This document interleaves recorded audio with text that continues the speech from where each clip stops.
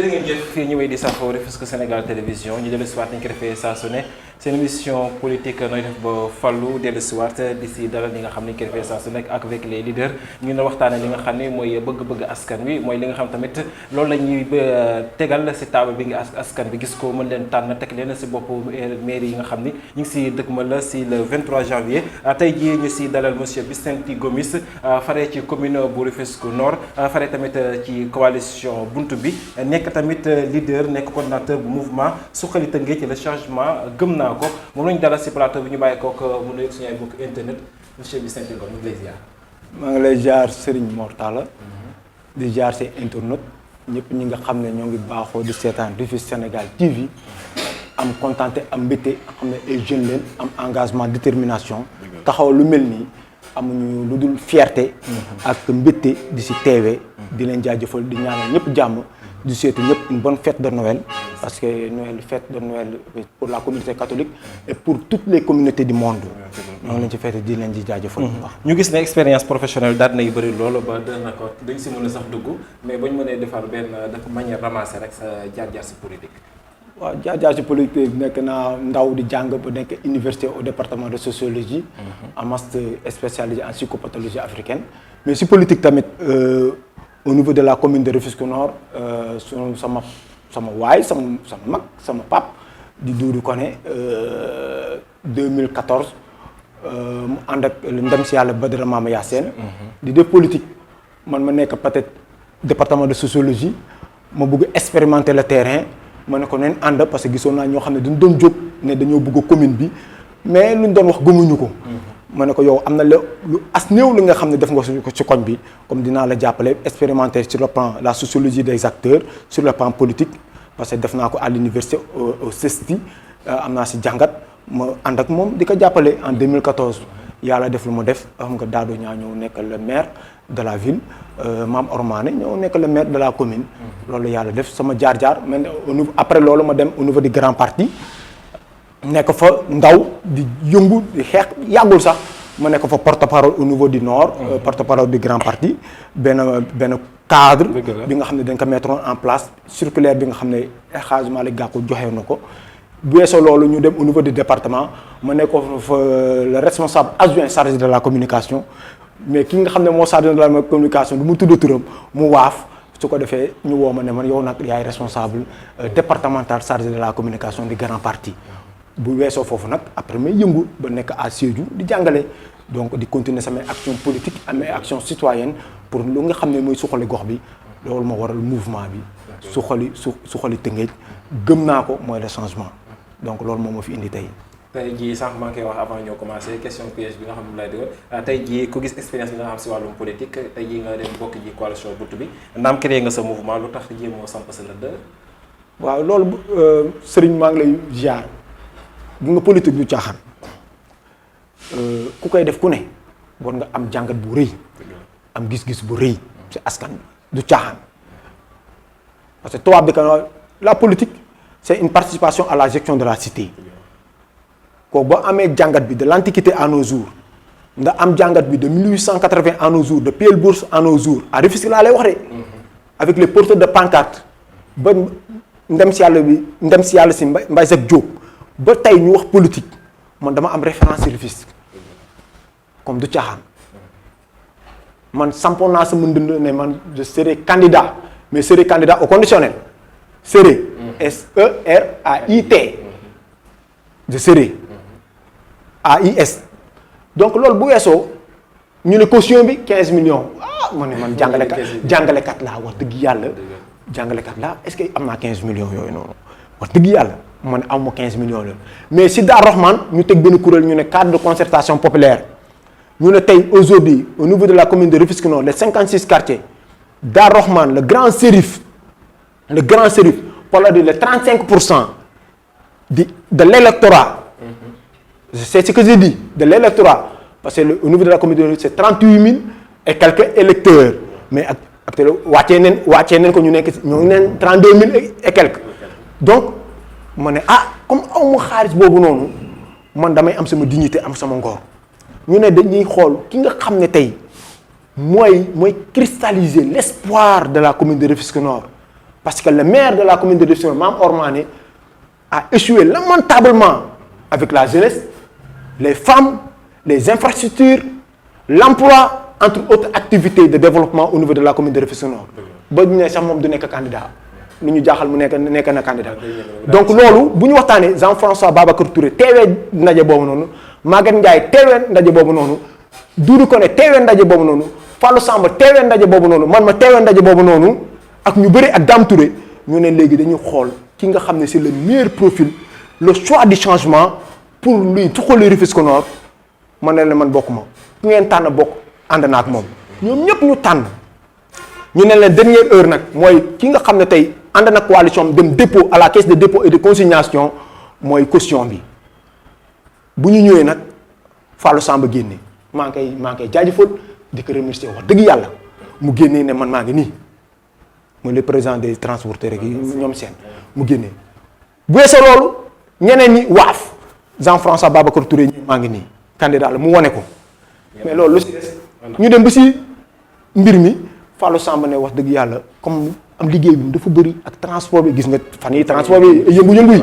mu ne ah man de damay désister. D'accord. Bu mu désister nag kan moo fi des. Jean-François Babacar Touré. C'est l'espoir. D'accord. C'est lui qui incarne aujourd'hui la vision pour le développement de la commune de Rufisque Nord. On ne parle plus d'émergence, on parle du développement de la commune de Rufisque Nord. Donc loolu muy Darahman muy le Grand Sérif muy les 56 quartiers de la commune de Rufisque Nord porte un grand espoir sur le candidat Jean-François Babacar Touré loolu moo tax ma ne ko Jean-François Babacar Touré sama mouvement ak ñu ma àndal samay am di jàmbal les intellectuels des juristes des cadres de haut niveau des scientifiques man ñoo ànd ak man ñoo taxaw ànd ak moom du ma la ko wax de dama ne de la Guinée-Bissau de la Casamance du Pakao du Gabou jusqu'à Dakar aujourd'hui fa laa jógee ñu taxaw ne kii dañ koy jàppale pour mu révolutionner la commune de Rufisque Nord bu koy révolutionner xam nga pour lan la mooy nous avons Mortal nous avons quelque chose de plus cher aujourd'hui au Sénégal mooy le commun vouloir de vivre ensemble c'est la nation sénégalaise qu'est-ce que nous allons faire comment nous allons faire pour développer cette nation indi coppite yu bees ak programme adossé ko sur les textes et les règlements de la République pour indi ay coppite yu bees yi Jean-François loolu la incarne aujourd'hui ma incarne ko Samba Diouf mii tey incarne ko Malick Sarr incarne ko Birame Ndoye incarne ko Fodé incarne ko kenn incarne ko ah Koumba incarne ko loolu lañu bëgg tey suñu commune de Rufisque Nord. est-ce que loolu tey jii parce que ñu ngi naan boo demee commune Rufisque Nord li ko dalee Dior gaa yëpp Jean-François moo ko téye. waaw tey jii loolu moo koy firndeel. lan moo koy firndeel lan mooy firndeel maanaam yan preuve ngeen mën a teg ne foofu yéen ñeen a ko téye pour loolu. xam nga tey boo xoolee les 7 au moins centres de vote wala ñu naan tey 11 xam nga gars yi dañuy dem dans tous les sens. les 50 bureaux de vote tey ñu ne 75 dañuy dem dans tous les sens mais ñun loolu parce que tey boo xoolee tey Badara Mame Yacine dem ci yàlla ko yàlla xare àjjana wax dëgg yàlla jàmbaar ki tim boo xoolee tey 2009 moo raw bu mu ñëwee 5000 et quelques voix la am 5000 et quelques voix de moo am la mairie de la ville moo am nord tey ñu wax 38000 ñu naan 32000 ñu wàccee ko avec révision bi boo xoolee Sérif yaa ngi dégg Darahman Guy Adjana Jorga ak ñoo ñëpp Santhiaba ñoo ñëpp vous la votelez boo xoolee boo ko cumulé ça fait 13000 et quelques voix électeurs waaw 5000 yi ko amoon ñu waru ñu am lu ko wees te ñoo ñëpp dañu ne Jean-François Babacar Touré yaay sunu candidat yow la ñuy voté da ngay doon maire bu ñu demee si yeneen bureau de vote ay Mbengue ak ñoom Cité Takko ak yooyu dañ koy séddoo na leer dañ koy séddoo 50-50 rek ñu xool léegi Jean-François Babacar Touré raw gàddu la suffrage universel direct day jàll au soir du 23 janvier 2023 à 18h30 PV bu ñu génnee ñu yuuxu Jean-François Babacar Touré est élu maire de la commune de Rufisque Nord pour apporter le changement nécessaire. kon ba nañ xam ne jàpp ne kon vous êtes sûr à 100% que di ngeen ko lu leer li ñu yor nii muy réalisation bi nga xam ne seen adversaire si li nga xam ne 2 mandats def naka si à la tête de la mairie li nga xam ne loolu la fa liggéey tey jii yéen ban jàngat ngeen am si lii lan ngeen ñu qualifié wax ma si lu mu def. li ñu def bëri na boo xoolee organisé boo ñëwee si li nga xam ne mooy infrastructure. waaw assainissement. wax ma infrastructure lan la def.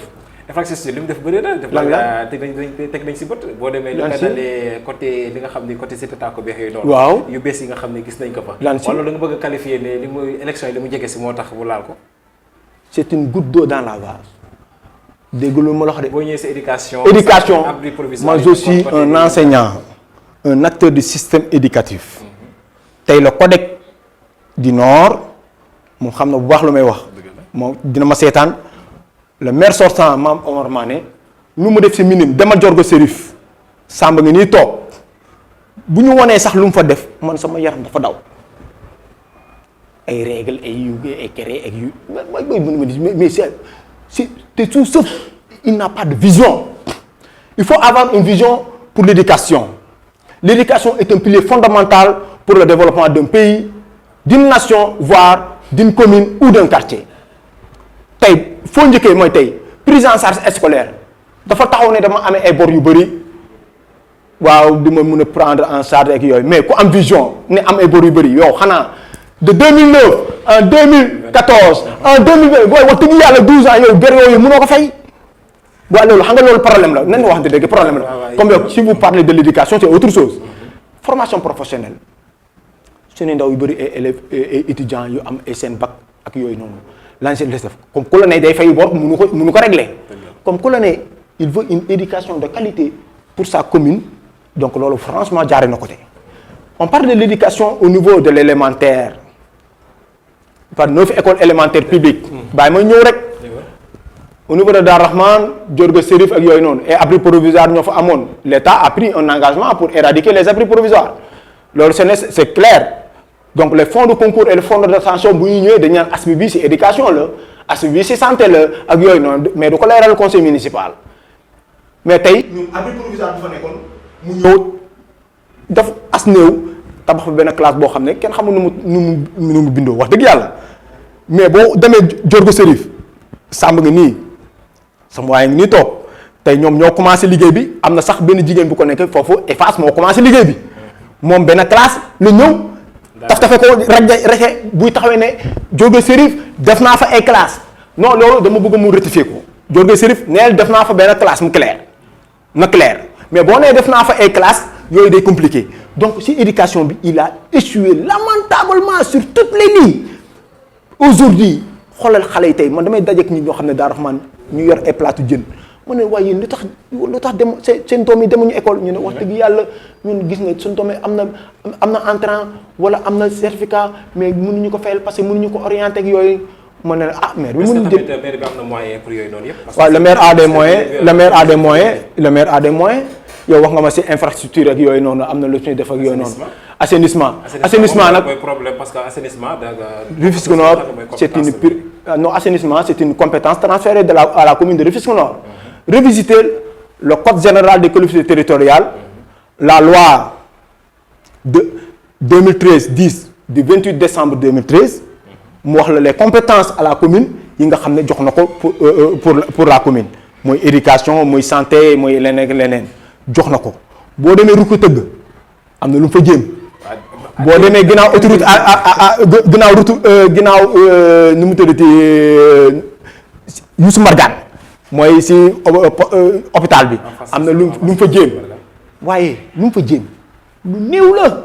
gis nga assainissement c'est un global gis nga boo jógee Dar Rahman Kër Jaraaf ñëw di wàcce c'est une cuvette relief bi xam nga nu mu demee xam nga borom xam-xam nga ne wax dëgg waaye kan mooy commencer si suuf di dem si kaw. c'est problème mu ndox mi. waaw problème mu ndox mi eau pluviale di jóge Kounoune ak yooyu yëpp di verser Jean-François vision boobu la am eau usée nekk si kër yeeg yooyu noonu amuñu fu ñu koy jaarale tali bi fi Badara Mama Yacine defoon bu ñu commencé en 2011 bu mu juumul moom moo ko jéemoon en 2011 avec Abdoulaye Dem mu tëlee mu jaxasoo Badara Mama Yacine ñëw dem si yàlla si jël ko en charge avec 711 millions mooy tali Dar Rahman quai de pêche Cité Tako ak bu Guy Mouride lu leer laa la AGETIP moo ko liggéey comme moom maa ngi dégg si dëkk bi maanaam moo ko liggéey liggéeyu ne wax dëgg bàyyi mu ñëw rek liggéeyu ko c'est Badara Mama Yacine dem ci yàlla na ko yàlla xare àjjana parce que amoon vision am gëm-gëm ci Dar Rahman am ci Jorgo Serif ci Tëngéej loolu mooy dëgg mais yàlla yóbbu na ko mais dañuy gis keneen ku ñu gis keneen mooy Jean-François Babacar Touré il incarne aujourd'hui l'espoir la vision je ne parle plus d'idéal il dépasse même l'idéal l'utopisme mais c'est le réalisme le concret de la commune de Rufisque. mais tey jii comme Mamadou Mamane bokk ci li nga xam ne mooy Badara Mama Yacine parti ARC lu Mama yaa def si bilan Mamadou de dugg est-ce que tamit bëgg di qualifier li nga xam ne mooy bilan bi négativement dafa tamit nga daal di ne loolu yëpp defu ko te bu fekkee tamit si même parti bi la nekk daanaka si seen bilan. même parti bi da ngay engagé si même parti bi boo xoolee parti bi tey parti bi divisé wul. divisé na mais la. la majorité Benno Bokk Yaakaar. Benno Bokk Yaakaar ñëw renforcer ko bu dul woon Benno Bokk Yaakaar mu ñaaw. parce que moom neewoon na du candidat. moo sori moo tax la dafa doon laxatu si Benno Bokk Yaakaar. man xam nga man dama seetaan sa émission bi jox la cër bu rëy. si sa xam-xam. si sa tey si sa daluwaay. moi j'ai fait la sociologie. j'ai fait la sociologie de la communication. di la seetaan day xool ni ngay doxalee gars yi macha allah yàlla na yàlla xeeb dolli. leen dem ba ci kanam dañu war a encourager cette jeunesse. et Mame Omar aujourd'hui est-ce qu'il a encouragé cette jeunesse est-ce qu'il vous a encouragé par un apport une vision un pragmatisme pour dire cette jeunesse vous êtes entrepreneur vous prenez des initiatives comment je vais faire pour vous accompagner il n'a pas cette vision aujourd'hui c'est la jeunesse aujourd'hui qui incarne cette vision muy Samba muy man muy Ibou muy keneen aujourd'hui avec Jean-François on l'a dit on va vous inculquer un souffle nouveau un souffle vital une chef nourricière pour apporter un changement nécessaire mais du ay kaddu de man damay futteeku murit day futteeku Malick Sarr day futteeku Ibou day futteeku Samba day futteeku Koumba day futteeku yaa ngi dégg ñëpp dañuy futteeku Rufisque Nord pour lan parce que boo demee sa face mun na dem feneen dañ la naan wax dëgg yàlla François dinañ ko voter xam nga lu tax Mortal est-ce que xam nga lu tax boo defee sociologie xam nga loolu lay waral mooy dañu war a unir nit ñi mais waruñu leen diviser xam nga nan la ñuy unir mooy tey mu jullit mu muy chrétien mu gis ni Daar Rahman wala Jorgo Sérif am nañ ay problème tali am nañ ay problème tata ñu ne ñii de suñuy mbokk leen bu ñu amee ngénte fa luñ jëm mais bu ñu amee ngénte mu taal te mënuñu yegg foofu noonu duñu am nakar dañ ciy ànd c'est ça le véritable conseil municipal qu'on va mettre en place au soir du 23 janvier 2022 attention c'est voilà la vision loolu la c'est-à-dire ñëpp a ci ànd aujourd'hui c'est une demande sociale ñëpp a ci ànd Mané on lui souhaite bon sens mais il doit partir et céder sa place à Jean-François Babacar Touré et ce dernier apportera le changement nécessaire avec une équipe pragmatique et dynamique boo xoolee tey le budget bu ñu wax ne budget bi amul dara ñoo ngi nekkoon ci 46% de taux de recouvrement ñu ñëw ba 52% de taux ñu ne 900 millions. PACASEN bi ñëw PACASEN bi amul lu mu defal réhabilitation des postes de santé amul lu mu defal tey on parle de poste de santé de Dar Rahman amul lu mu defal ñu toog ñaata at Dar Rahman grand service 1986 à nos jours ñaata at école élémentaire de Dar Rahman sage-femme rek dégg nu mu tuddati ñun femme de charge rek ñu taxaw ñaata at ñu koy dox di ko daw man je suis le secrétaire général de l'APIE de l'école élémentaire de Dar Rahman nekk ci CGE bi comité de gestion d'école xam naa lu ma la wax bu baax. Cheikh Tidiane Ndaw nekk aujourd'hui le directeur de l'école d'application de Ibra Seck moom mooy déglu dina ma seetaan sama waay mais gis nga dañu fulalul maire bi fulaluñu commune de Rufisque Nord léegi nag Jean-François Babacar Touré ànd ak équipe bu dynamique muy Fass muy Gendal muy Dar Rahman muy le Grand Sérif muy Agnumadi muy Cité Takku ñëpp a takku taxaw ne kii dina indi coppite nécessaire pour développer cette commune. Serigne Mor Talla loolu mooy changement bi. te bu mu waxee ci statistique mu wax la fii ak fii indicateur bii ak bii la jënd si ñun lii lañ ci apporté xoolal le cimetière communal Jean-François day indi cimetière communal coppite bu bees. waaw foofu laa bëgg ñu dugg si sax. waaw yaa ngi ciy ñëw dem ndax ngeen li ñëwal tey jii bu yàlla defee le 23 janvier incha allah. waaw ngeen nekk à la tête de la commune de Rufisque Nord. ngeen changement ngeen indi ko. macha allah kontaan naa sama xol sedd mu guy waa Tëngéej ñoom may déglu di ma seetaan. seen doom seen xarit mun naa nekk sax seen noonu si ñàkk incompréhension mais lu ñu war a comprendre mooy tey 1880 à nos jours Tëngéej mel ni nu ma mel dafa laaj soppite 52% ñu naan 54% ñu voté que au président de la République son excellence Macky Sall war na am coppite ñun tey bu ñu foloo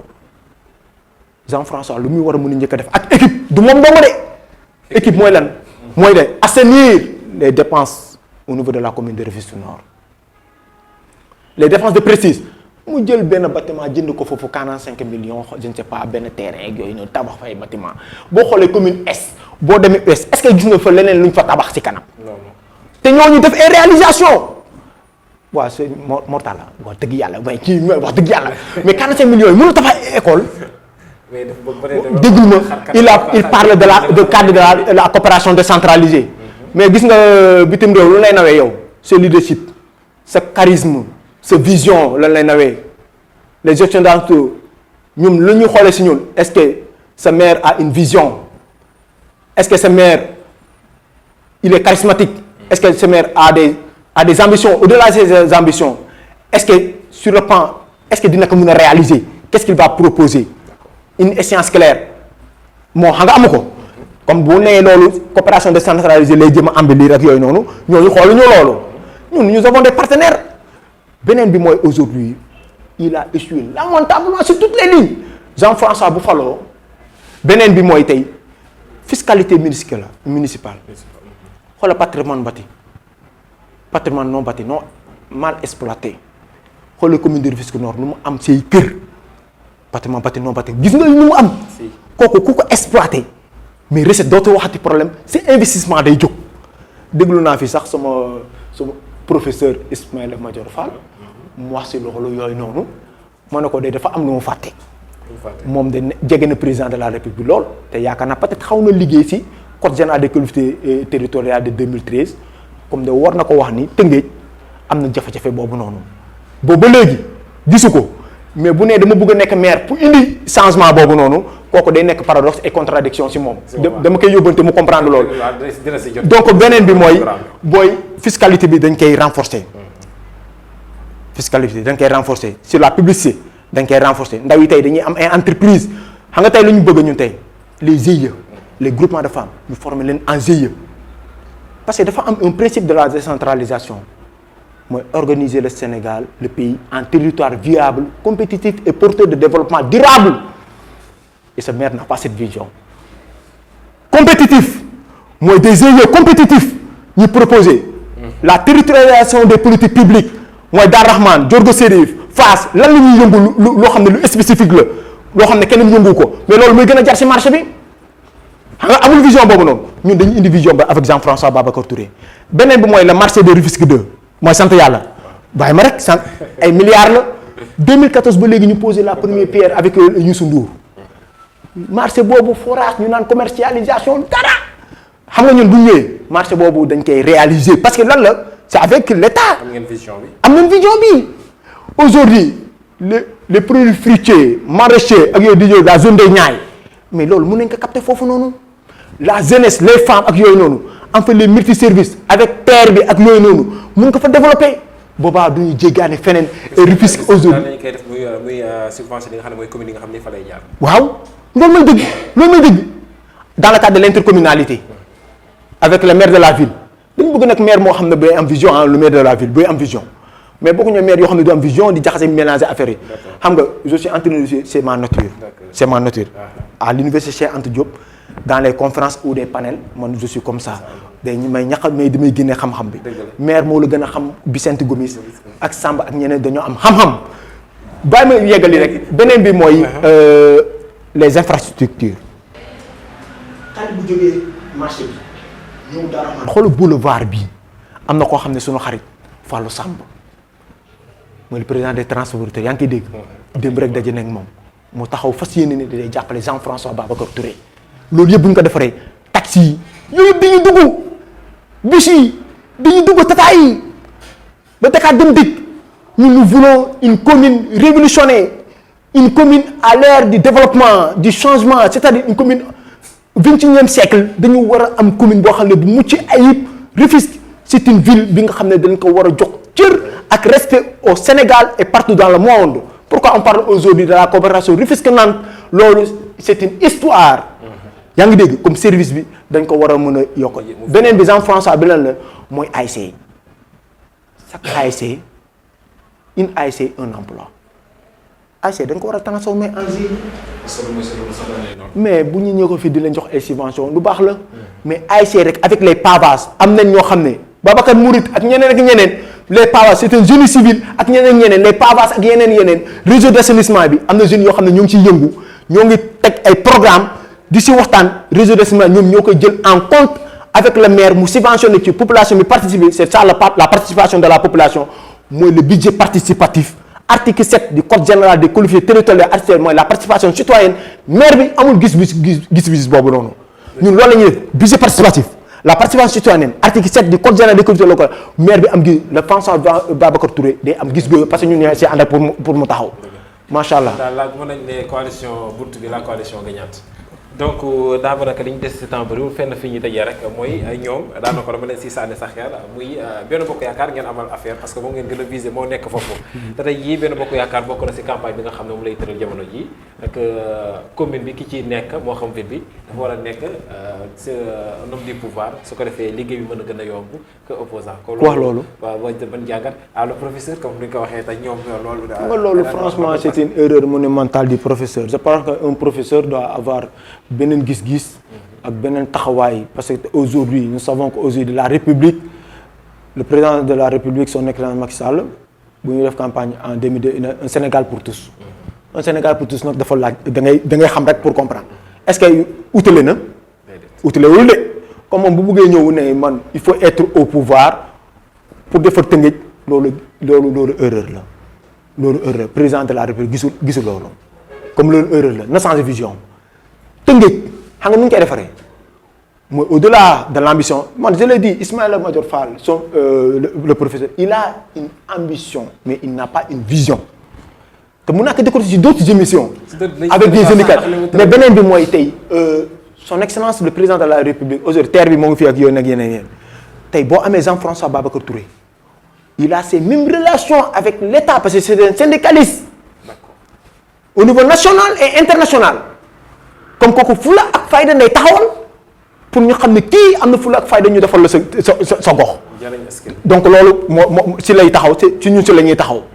président si loolu bu boobaa dina xam ne Rufisque Nord la ville de Rufisque tey dañoo am fula ak fayda dans le cadre des assises de Rufisque en 2015 ak les 95 milliards yoo xam ne annoncé na avec le programme d'action prioritaire avec Dakar projet Dakar Gueye bi ñu doon la 58 milliards ak yeneen boobaa dina si taxaw yaa ngi dégg avec les régions côtières yooyu leadership moo koy may vision au-delà d'une ambition parce que toog naan sa ataay rek lekk sa ceeb bu neex rek na ñëw taxaw ne dama bëgg indi defar Tëngéej nii comme palais yooyu noonu ay léeb la ay rêve la te ñu nekkuñu dans les rêves nous sommes dans le réalisme nous sommes dans le concret c'est avec Jean-François Babacar Touré c'est buntu bi noonu mooy union citoyenne loolu mooy indi coppite mooy indi suqali Tëngéej avec le mouvement suqali Tëngéej moo tax ñu nekk ensemble pour indi le changement nécessaire au niveau de la commune. donc ñu leen remercier bu baax mot de la fin nga di tàggatoo. mot de la fin bi nag maa ngi jaajëfal ñëpp wax dëgg yàlla bu ma ñëwee fii sama xol dafa sedd Rufisque Sénégal wax dëgg yàlla TV lii ku si nekk rek da nga ci war a am waar bi nga xam ne da nga ko war a bëy garab bu la sutul du la may ker yal na leen yàlla kerale yal na leen yàlla jàppale Jean-François Babacar Touré bu faloo incha allah au soir du 23 janvier 2022 lu leer laa lay wax lu leer ñun luñ ci mën a def dañ ciy taxaw parce que tout simplement dañu xool la jeunesse rufisquoise coono yi muy dund ñu war a mën a taxaw nekk dans les services nekk dans les multimédias nekk partout. ñu war leen mën a assister pour ñoom ñu war a mën a suqaliku loolu mooy suqali Tëngéej yaa ngi dégg beneen bi mooy di remercier tamit mouvement bi suqali Tëngéej le changement gëm naa ko am na ay polémique nag Samba mi ànd ak man maa ngi koy jaajëfal Ibou Khalil sama waay maa ngi koy jaajëfal te moom nag day def la part des choses du faral pour faral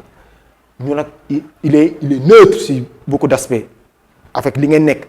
mais ñoo ngi koy jaajëfal parce que moo ñu may opportunité ñoom moo taal yow tamit maa ngi lay jaajëfal maa ngi lay suivre di la bëggee di la ñaanal yàlla may la wér-gu-yaram ak tal ba tal ko parce que loolu moo jar a ñaan ñu nuyu ñëpp di leen naan nag waa Tëngéej xippi leen xool prise de conscience xool leen la lumière aujourd'hui et dans quel camp aujourd'hui li ngeen war a mën a def mooy ngeen votel Union Citoyenne bunt bi avec Jean-François Babacar Touré ñu indi coppite yi nga xam ne muy suqali Rufisque Nord muy suqali la ville avec El Hadji Amadou Samba loolu lañ bëgg su ko defee dans le cadre de l'intercommunalité mu doon une réalité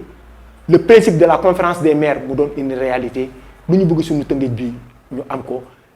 lépp nag yàlla moo koy dogal ñu ñaan suñu borom mu may ñu kattan ak wér ak fekkee ñu mun ko motale jërëjëf. ñu koy remercier bu baax moom monsieur Vicente Ngom daanaka débat bi xawoon na neex lool xam naa dañu amaat yeneen occasion yoo xam ni point yu bëri yoo xam jot nañu see dugg ñu duggaat si yeneen détails yoo xam nañ ko dinañ si mën a améliorer comme ça gën a mën a leeral yenn points yi surtout seen côté programme ak yoon yëpp parce que gis nañ ne li ngeen tëral am na solo lool ñu leen ñuy remercier yéen tamit ñi doon safoo di ñu seetaan sur Sénégal Télévision remercier Lamine si caméra bi tey coordonnateur tey si caméra bi la toog di koy remercier bu baax